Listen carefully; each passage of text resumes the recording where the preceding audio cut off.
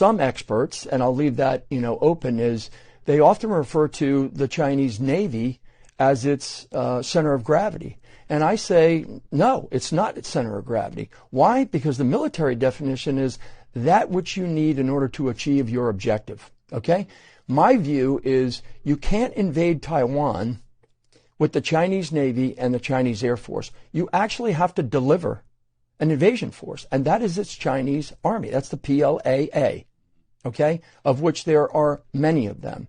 And my point is that we have a way of increasing the indications and warnings to our National Command Authority by watching the Army. Why? Because the Army, it actually has to mobilize, move, combat configure, combat load, and then get across the Taiwan Strait in order to seize, hold, and subjugate the people of Taiwan.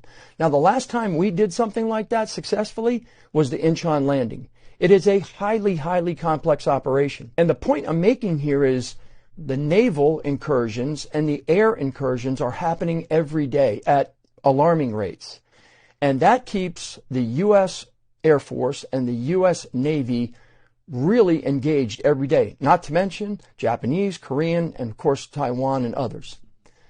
But my point here is that if we get command and control, we get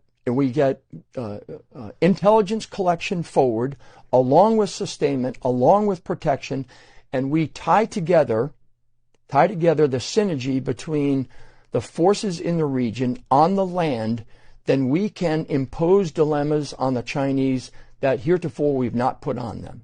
If you want to understand if they're going to mobilize that PLA Army, then you've got to watch the PLA Army, because it will take time for them to actually move from their garrisons to the coast, load those vessels, and get across.